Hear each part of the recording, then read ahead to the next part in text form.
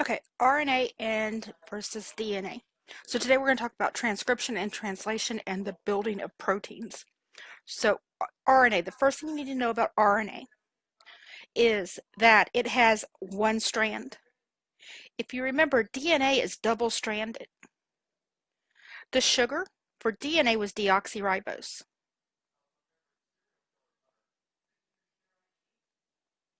For RNA, it's ribose. This R is ribose. This D is deoxyribose. Base pairs. We said when we were talking about DNA and in replication and the structure of DNA that the base pairs were A always pairs with T and C's always pair with G's. C's in RNA still always pair with G. So C and G, no matter what, always pair together. They look similar, so they always stay together. The difference is in RNA, A will pair with U. So uracil will replace thymine. Now, the other thing you need to know about RNA is there are three types of RNA. The first, rRNA, is the ribosome. If you remember when we were talking about cell structures and cell parts, the ribosome was the only thing what we found in prokaryotes, and we said that it was not membrane bound, which is why the prokaryotes had it. It is nothing more than a big strand of RNA that helps function, helps facilitate the translation process. So our RNA is the ribosome. mRNA is the message.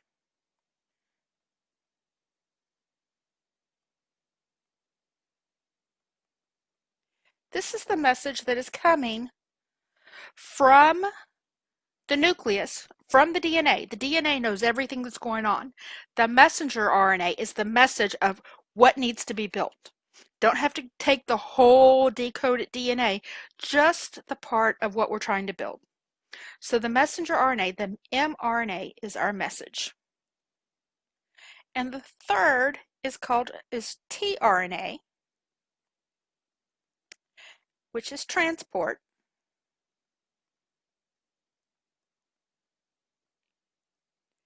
And the transport RNA transports amino acids. Now, if you remember going back to when we were talking about those biomolecules, one was the nucleotide, which are the subsets of our DNA and RNA, and one we talked about amino acids. They are building blocks of our proteins. And so the tRNA transports the amino acid in to put them together. So to build a protein, we have two parts. The first part is transcription. Transcription is building the message, making the message. We are making the message from the DNA. Okay, and so the steps to transcription. And again, in the DNA, the A matches with T and the C matches with G. However, in the RNA, the A is going to match with a U and the C is going to match with a G. So the first thing is an enzyme is going to come in. It's going to break the bonds. This is similar to the steps in replication, except for you'll notice that my enzyme is not necessarily starting at the end. It is just starting where it needs to start. And it's going to start chomping the bonds. So the DNA is going to separate.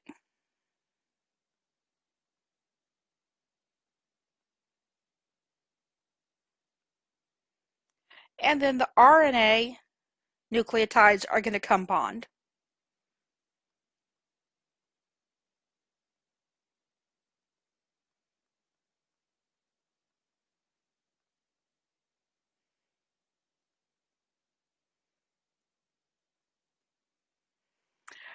And then they're going to be released.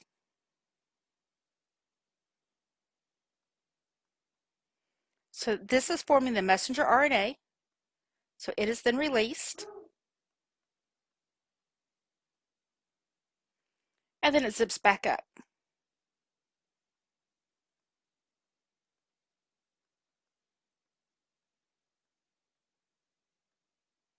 So this is very similar to the replication. The difference is that the DNA will zip back up, so I still only have one DNA. And instead of uh, DNA nucleotides bonding, we have RNA nucleotides bonding and forming a single-stranded message that only codes for a part of the DNA as opposed to all of the DNA. Okay, so our steps to translation. I'm going to move this over, make it a little bit bigger. Okay, so our steps to translation. So we have our messenger RNA, and this is our messenger RNA right here. That's our messenger RNA. The ribosome, and these guys here that are carrying something, these are our transport RNAs. They are transporting the amino acids. And so what's going to happen is our messenger RNA, if we have these three, break it down into groups of three. So these are like the words. These are called codons. So a codon is a group of three RNA nucleotides. That code for an amino acid.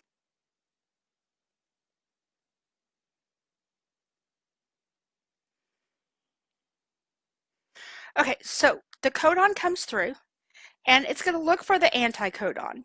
And the anticodon, remember C matches with G, G matches with C, A matches with U. So this CGA, as it goes through, it is going to look for the nucleotide that matches. So we said GC, so this is going to come in and bond here.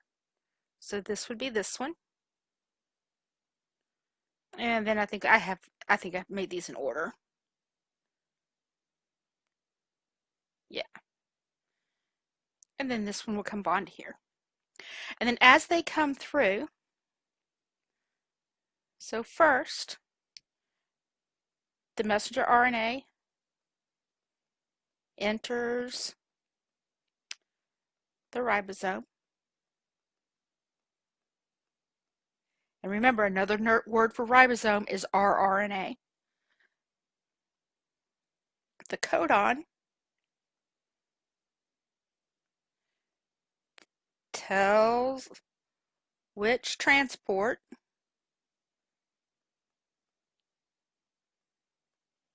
is needed.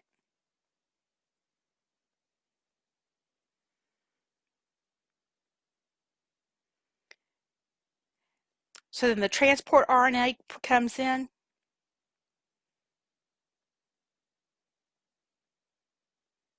matches. It then connects to the one in front.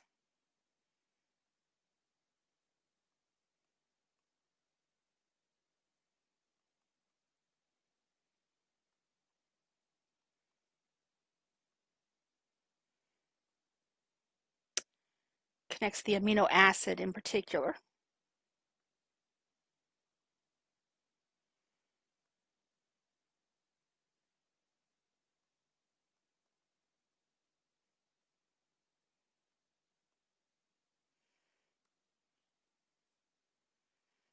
So it connects the amino acids, and these amino acids will form a chain.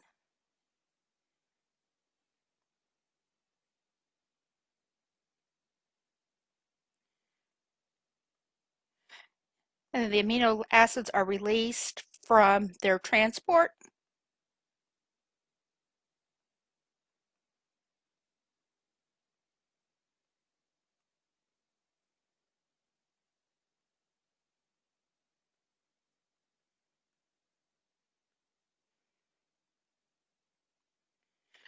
So now we have an amino acid chain or a protein. And then our tRNA will go look for something else to pick up.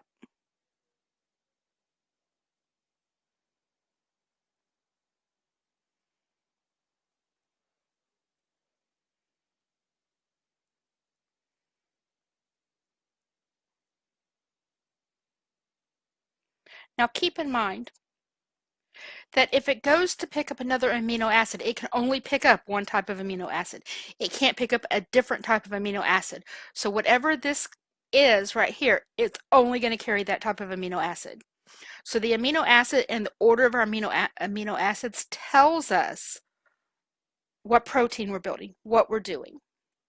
Okay, so let's look at a codon chart.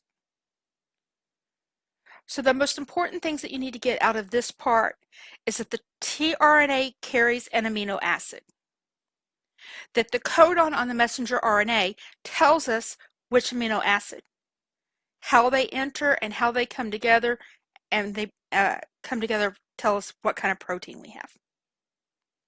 So let's see if we can read a codon chart. And there's two types of codon charts. I have never seen the circular one on the test, but I'm going to show it to you anyway. My only issue with this particular codon chart is it's got to do with the DNA. Now, on your test, it's not going to matter. They will only give you the codon chart you need. They're not going to give you the DNA codon chart, but then you have to figure out from the transport RNA. They're not going to give you DNA and then give you the tRNA codon chart. They're just going to give you whatever chart you need. So let's look at this. So yes, it is possible you will see a codon chart with this with a T on it, because then it's a DNA codon chart. But again, whatever codon chart they give you is the one you're using. You're not going to have to go from DNA to RNA or from RNA to DNA. So let's look at this real quick. So if I had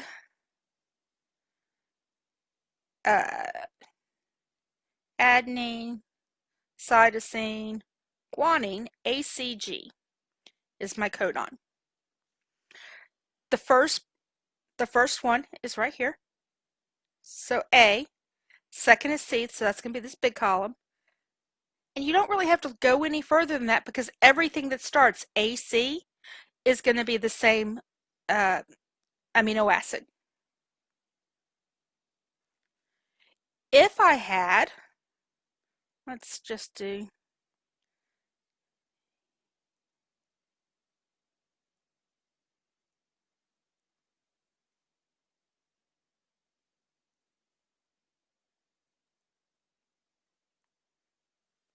okay, let's say I had this. So the first codon, AUC, A, U, C is LLE. And I'm just going to put the abbreviations. GCU would be G, C, and everything that's GC is GGG, G, G, and again, everything that's GGG is glycol. Some of them I know off the top of my head and some of them I don't. UGA, UGA. Oh, that's telling it to stop. So whatever is after that, it's going to quit. It's not going to make anything else. And so that's how you use that one. This one is a DNA. And you would start in the middle. So if I had a strand of DNA that said C, G, T, A, T, T, A, G, C. G, G, T, A, T, T, A, G, C. So CGT, C, you start in the middle and work your way out. CG, T is arginine. ATT, start at A, T, T is isoleucine. AGC, A, G, C is serine. So in some ways, the circular one is a little easier to read. I just have never seen it on the test. So, but I've showed you how to use it just in case. Again, this one was DNA, and you know the difference between DNA and RNA. If it's a DNA, it has the T. If it's RNA, it has the U. So my RNA for this one would be, let's see, RNA would be G, C, A, U, A, A. Because remember, there's no T, so it would match with a U. T still matches with A that way. So U, C, G. So if you came up here and used this one,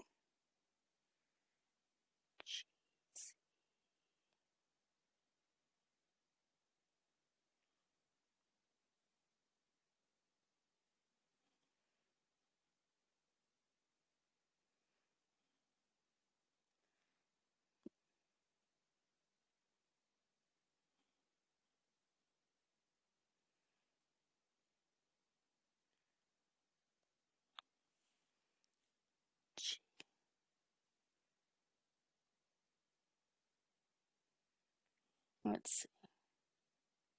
Oh, and this one is evidently a tRNA codon chart because I would then have to transfer this to the tRNA, which would then be CGU. So if I did that and then I came up here to CGU, I've got arginine.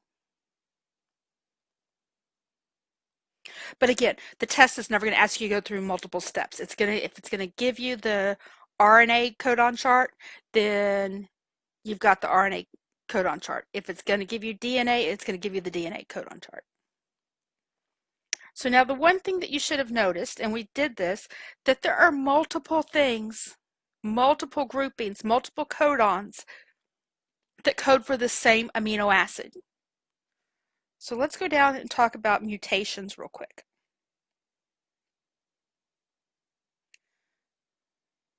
Okay, so mutation is any change in the DNA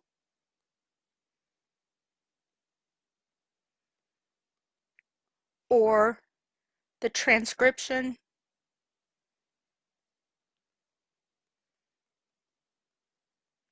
of the DNA or even the translation of the RNA.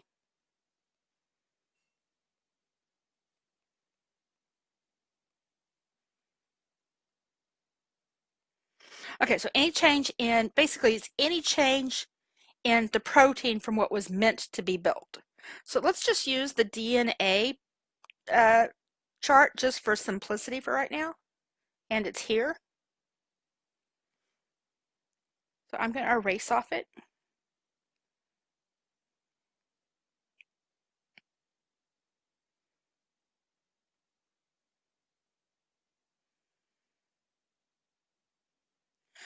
Okay, and so let's use the same that we used a second ago. So C,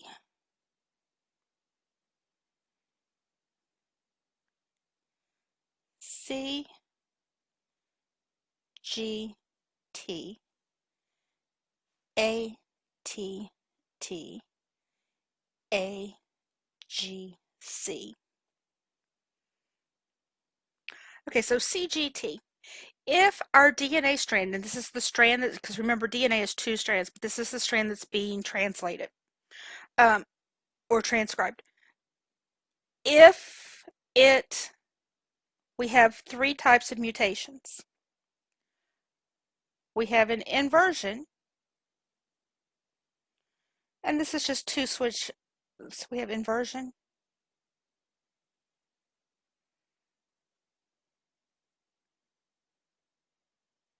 So two switch, they just switch places.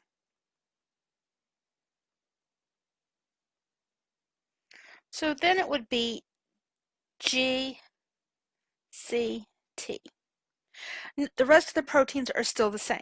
The rest of the amino acids, everything else after that is the same. So if we have that, so now GCT, GCT is alanine.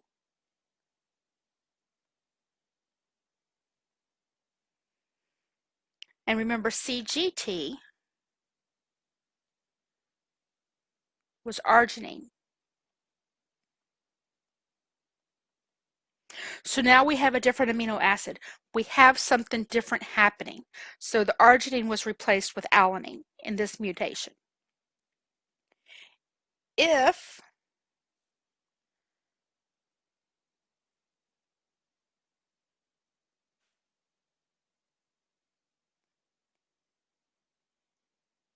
we have a point mutation, so let's say we have C, G, T, A, T, G,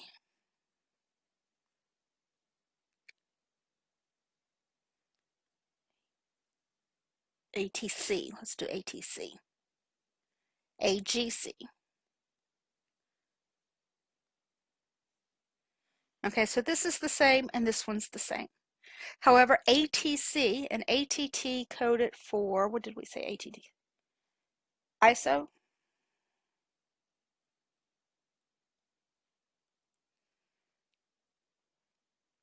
So when we look at ATC,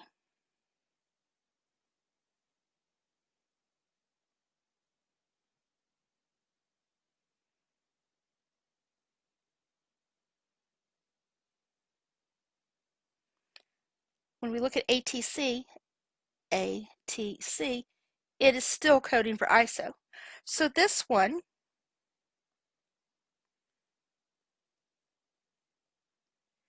did not make a difference, did not change anything.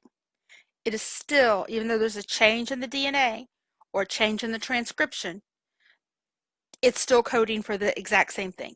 So there is no change. So far we've seen that a mutation can change one amino acid, and what that change is may or may not have an effect. Or it can stay the same. So a mutation does not always cause a change in what's being built. And the one that tends to be, there are two that are both called frame shifts.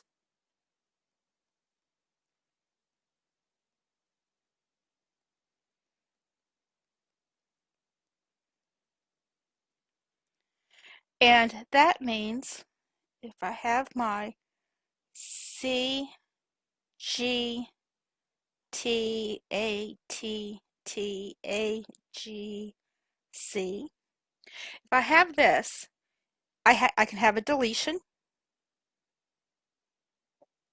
and that is exactly what it sounds like. One just gets erased, just isn't there anymore. So now what's happened is now everything has to move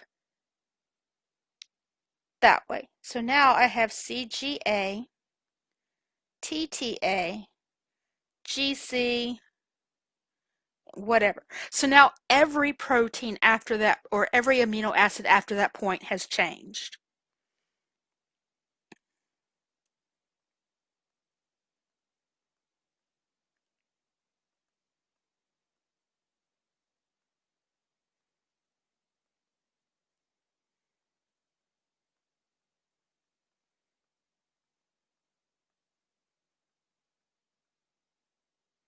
Okay, so every amino acid after the frame shift has now changed.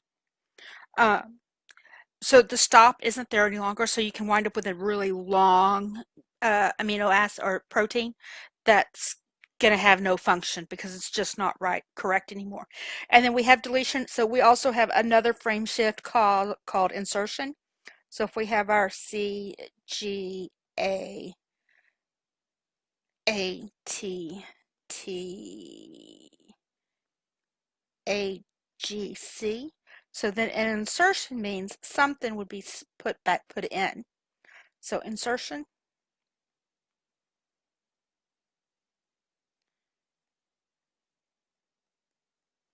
An extra nucleotide is inserted.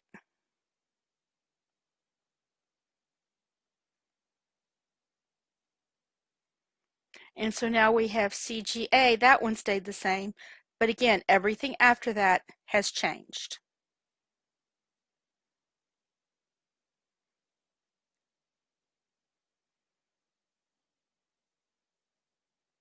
THE, I should leave one.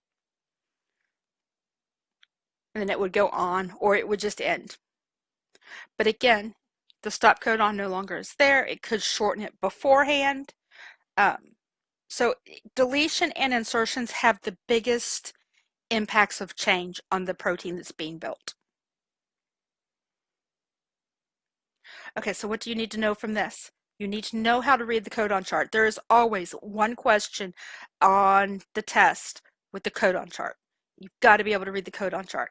You need to be able to identify if something happens to whether they're giving you a strand of DNA or a strand of RNA.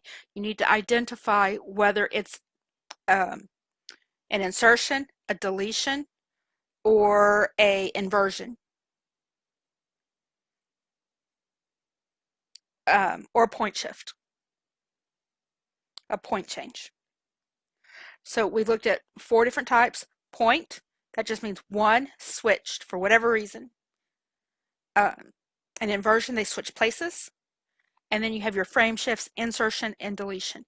You just need to know those 4. You need to know how to tell the difference between RNA and DNA. Remember, if you see a T, it's DNA. If you see a U, it's RNA. If you see ribose, it's RNA. If you see deoxyribose, it's DNA.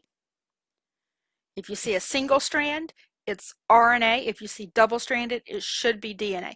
But keep in mind that sometimes when they give these questions, they just give you the one strand of DNA that's being coded. So be careful for that way that question gets worded. So identify what's happening in the strand.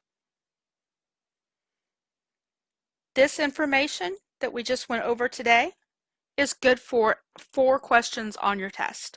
There is always a codon chart. There's always a mutation question, and it is usually as simple as what happened. Something was inserted, something was deleted, something was switched. Did it cause a change? And sometimes that question is in relation to the codon chart, so be careful with that one. Kind of know what the process looks like. The difference between DNA and RNA is another always question.